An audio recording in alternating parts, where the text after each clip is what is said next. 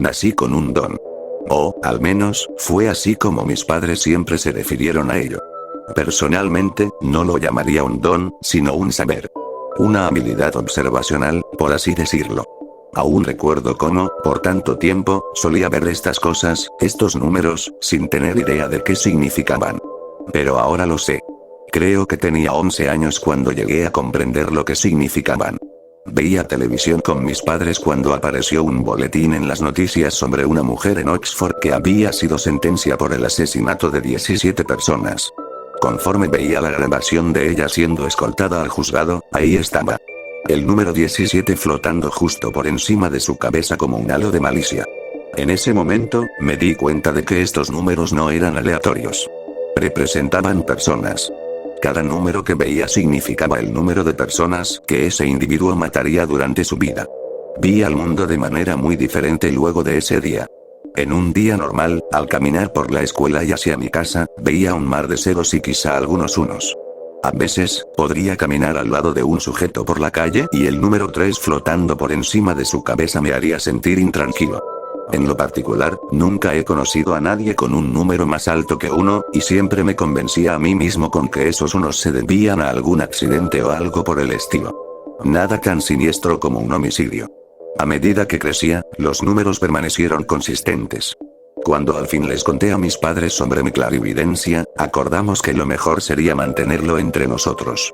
La primera persona que conocí con un número más grande que 1 fue Aquile. Conocí a Aquile en una fiesta que organizó uno de nuestros amigos mutuos. Congeniamos rápidamente por tener muchos de los mismos intereses, pero siempre me sentía abatido cuando me concentraba en el 5 que se cernía sobre su cabeza. ¿5 personas? ¿Aquile? No me parecía posible y decidí con prontitud que no lo iba a cuestionar.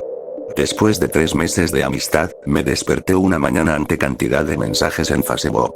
Todos mis contactos estaban en frenesí por lo que le había pasado a Aquile, pero nunca pude encontrar una respuesta clara de lo que sucedió hasta que bajé un poco por mi muro de inicio.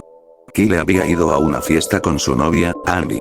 Se habían emborrachado bastante, pero Aquile decidió que aún se sentía apartamento para conducir a casa. Tras 1,5 kilómetros de viaje, chocó con un auto que venía en dirección contraria luego de que Aquile girara en el lado incorrecto de la carretera.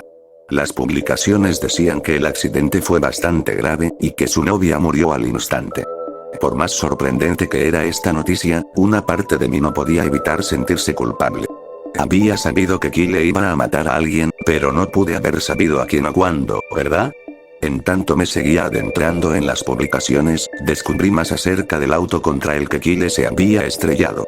El auto se volteó por el impacto y rodó hasta una cuneta al costado de la carretera. El conductor, un compañero nuestro en el colegio, había muerto al instante.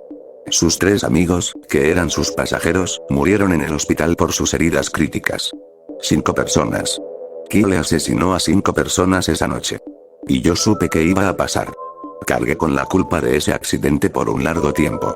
Traté de hablar con mis padres al respecto y ellos trataron de empatizar conmigo, pero sabía que no lo entendían.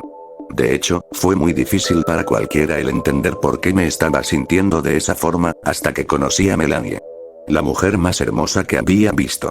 Empecé a salir con ella alrededor de 8 meses después del accidente de Aquile, y sentí una conexión con ella que nunca había sentido con nadie más.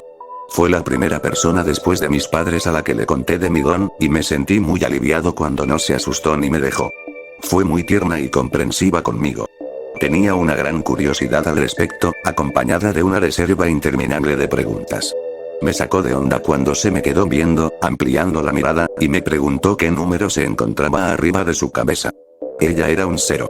Le dije esto, y casi fue como si pudiera haber visto una pequeña onda de alivio traspasándola.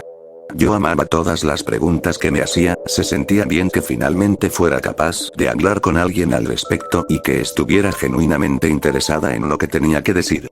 Habíamos sido novios por más de 1 año cuando me preguntó algo que mis padres nunca me habían preguntado. Jamie, ¿podemos hablar? Se me acercó con timidez. Sí, por supuesto.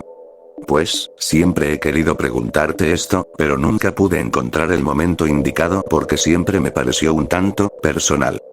Anda, estoy seguro de que para este punto no hay nada que puedas preguntarme que vaya a ser demasiado personal. Me reí. Bueno, está bien.